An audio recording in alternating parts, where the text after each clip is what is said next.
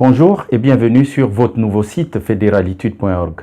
Ce site est bien loin du premier site que j'avais lancé lorsque j'avais initié le courant de pensée de la fédéralitude. Aujourd'hui, votre nouveau site fédéralitude.org est désormais propriété et géré par le Fédéralitude Club Pionnier. Je suis José Ménébert, le chargé de la présidence, donc du premier mandat du Fédéralitude Club Pionnier. J'ai été choisi par un conseil d'administration et donc je fais partie d'un bureau collégial. Pourquoi ce Fédéralitude Club Pionnier? Sa vocation, en fait, lorsqu'il est né, sous forme d'association déclarée, avec un nouveau modèle qui est celui des clubs services, nous avions la vision suivante. C'est qu'il fallait rendre l'idée originale de la fédéralitude, qui était en fait de promouvoir un modèle de société nouveau, de l'intégrer dans une association qui formerait en soi une sorte d'écosystème. Alors c'est un peu la raison pour laquelle nous avons choisi de créer en juin, le 28 juin 2018, un club service sous le nom de Fédéralitude Club Pionnier. Pourquoi commencer par un club? Parce qu'en fait, nous nous sommes dit que ce club va en lui-même mettre en place les outils qui permettront aux autres clubs de dupliquer la même chose que le club pionnier, de le dupliquer sur des territoires différents. Ces clubs services ont toujours un modèle à 3 étages. Le premier étage, si on peut ainsi s'exprimer, c'est celui de l'idée, la grande idée que nous portons. Nous, en l'occurrence, dans les Fédéralitude Club, nous portons l'idée de la gouvernance bienveillante. Cette idée est à la base des 4 principes du courant de pensée de la fédéralitude. Et donc, c'est le premier étage. Nous allons dispenser, nous allons faire connaître, nous allons enseigner, éduquer nos membres et toute la population, toutes les personnes qui le veulent, à ce concept de gouvernance bienveillante. Ça semble un peu, c'est vrai, là, quand vous m'écoutez, un peu vague, mais à travers les enseignements, vous allez voir que c'est exactement ce que vous avez dans le cœur, ce que vous avez toujours voulu avoir comme société, et que nous allons vous apprendre à révéler, à faire sortir de vous. Ça, c'est le premier étage, donc la gouvernance bienveillante. Le deuxième étage d'un club service, c'est justement un club ou une association, c'est des gens qui se mettent ensemble. C'est de leur permettre de se connaître, de se rencontrer, mais pas pour faire n'importe quoi, pas pour perdre leur temps. Nous, à travers Fédéralitude, les clubs Fédéralitude, les rencontres auront pour but d'amener les gens en fait à se développer personnellement, à s'améliorer personnellement, à chercher au fond d'eux ce qu'ils ont de meilleur pour que ce qui était enfoui en eux, dans leur tête, dans leur cœur, devienne leur réalité quotidienne, devienne ce qu'ils vont vivre dans leur famille, dans leurs entreprises, dans, je veux dire, la société tout court, le quartier, la ville, la commune, là où ils habitent. Pour changer le monde, il faut commencer par se changer soi-même. D'où ces enseignements que vous allez recevoir sur la bienveillance et ses applications dans la vie quotidienne. À travers donc des podcasts, des vidéos ou même des articles que nous vous enverrons tous les jeudis. Tous les jeudis, vous aurez dans votre boîte email cet enseignement sur la bienveillance. Donc, il faut vous abonner sur notre liste d'emailing. Et le troisième étage d'un club, de tout club service, nous l'avons aussi intégré, c'est la possibilité pour nos membres d'aider les autres personnes qui n'appartiennent pas à notre mouvement ou à notre association, mais qui sont dans les communautés où nous vivons. Nous entendons par communauté, par exemple, un village, par exemple, une commune, par exemple, un quartier, par exemple, un pays, pourquoi pas, dans lequel nos membres vivent Et il est tout à fait normal que si vous avez développé le meilleur en vous, vous ayez envie de le partager. Et on va le partager à travers des œuvres sociales, à travers des œuvres humanitaires, des œuvres philanthropiques aussi. Voilà, ce site fédéralitude.org que vous avez aujourd'hui est vraiment conçu de manière à permettre à tout un chacun de contribuer. Et comment est-ce que nous avons prévu cette contribution? La première façon, ce sera d'abord de vous former en auditeur libre. Vous ne donnez rien, vous donnez simplement votre temps, votre écoute. Et vous allez recevoir tous les jeudis une vidéo avec une thématique, avec un thème qui va vous permettre de vous édifier dans les profondeurs, la pratique de la bienveillance.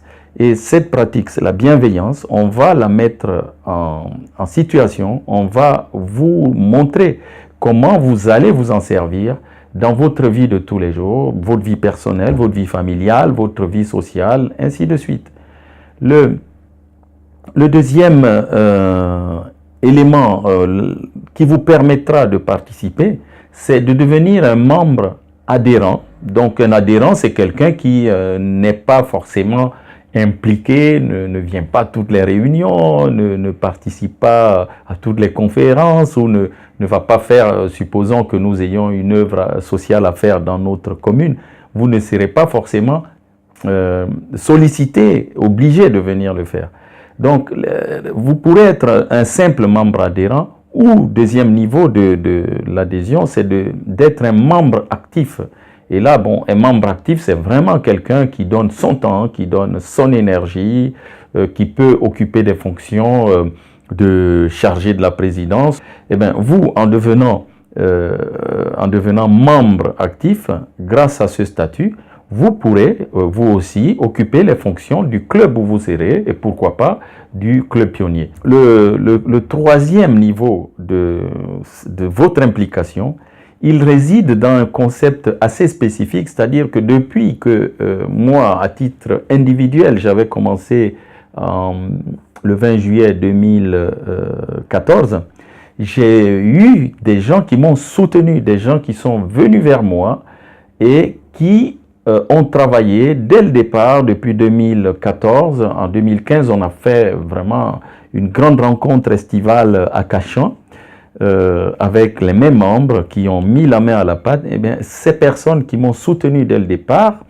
certains ont fait des articles, d'autres même des livres, d'autres ont toujours apporté des moyens financiers pour louer une salle, pour louer un traiteur, pour apporter tout ce qui est moyens logistiques, donc des microphones, des enceintes, des projecteurs, etc.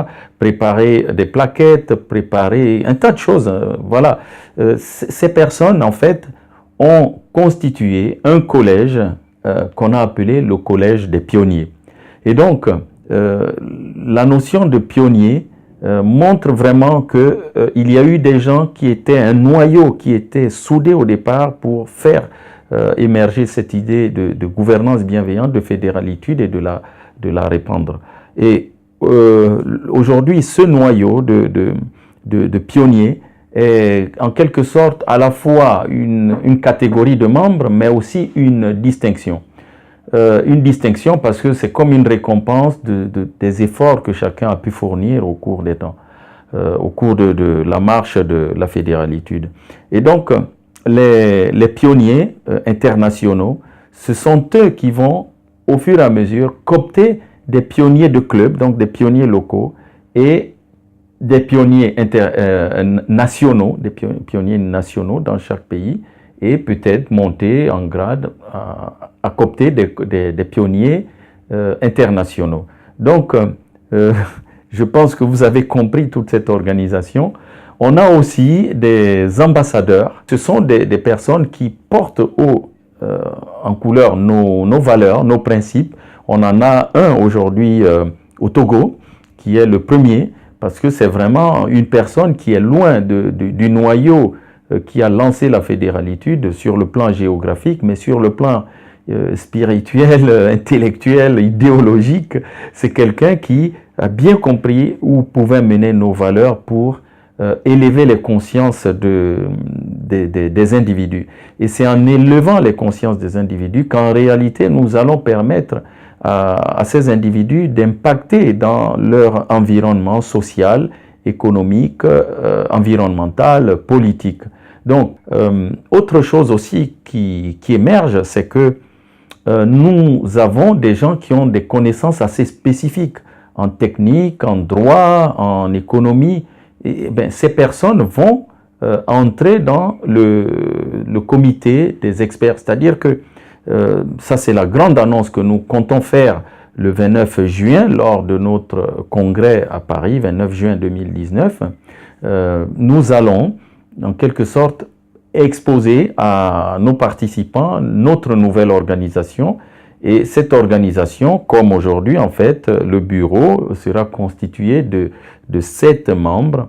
Et ces 7 membres auront chacun des départements spécifiques dans l'international, dans le social, dans les relations publiques, dans l'environnement, l'environnemental, dans la sphère économique, financière, politique. C'est comme des mini think tanks, donc des clubs à l'intérieur du club, des espaces de santé, de pensée plutôt, pas de santé, qui vont proposer des rapports, des visions, des idées qui vont être publiées sous forme d'articles, de rapports ou de conférences.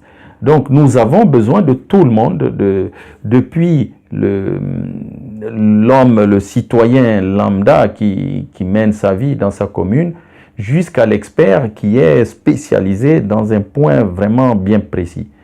Bien, comment est-ce que nous envisageons nous développer? Pourquoi nous partons de cette notion de club? Le club, en fait, c'est une association de proximité. À chaque village, à chaque quartier, à chaque ville ou commune, il y aura un club avec des citoyens de ce territoire-là.